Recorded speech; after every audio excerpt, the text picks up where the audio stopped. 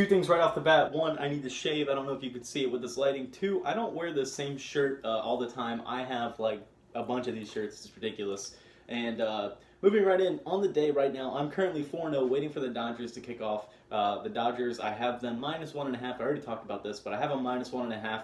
And I have quote-unquote 3 units on that game to make up for prior losses, their prior losses. I'm really chasing that one hard. I don't necessarily have a lot of confidence in that one. That's just all up here. I don't expect them to start 0-3.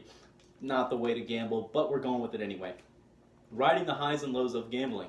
Jumping into a story real quick about the first time that I ever bet, ever. First time, and I gotta find this piece of paper to show you. But I started off, and it was something like I had 8 games going, right? I bet 8 games, and then I parlayed my picks together, and I put way too much on a parlay.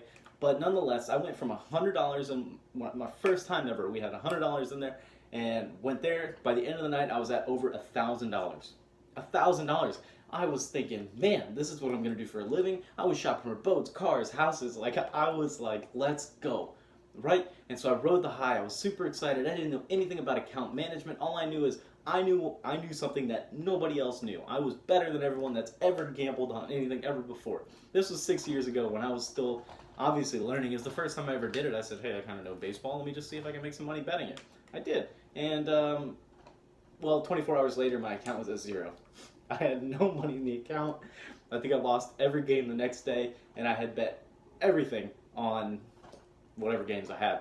So I have both those pieces of paper still. I have all the games I won, all the games I lost. So right now I'm 5-0, well 4-0, and I'm expecting to be 5-0. And the only thing that I'm mad about is that I didn't parlay my picks together. I usually always parlay my picks together. It tends to work out once in about 100 times, but it doesn't necessarily work out profit-wise. I think it takes away from your overall profit. If you're doing this for fun and not necessarily trying to make some money doing this, if you're doing it for fun, always parlay your picks together, whether it's 2, whether it's 10, just do it. It's fun, and but don't by any means put an eighth of a unit on there, whatever you want to do. Just put a little bit on there. It's just something that if it does hit, or even if it comes down, I've had several times where it's come down to that last game and it loses or whatever, and it's so much fun watching that last game, especially if it's something stupid like some game you're not going to watch, the White Sox and the Royals or whatever.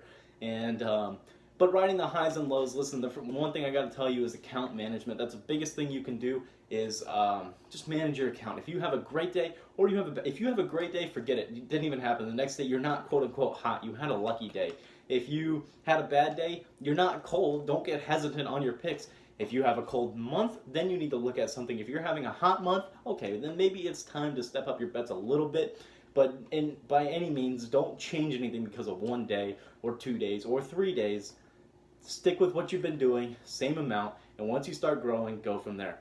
Hey, I appreciate you guys watching. Toss a like, subscribe, comment, whatever you want to do. Thanks for watching.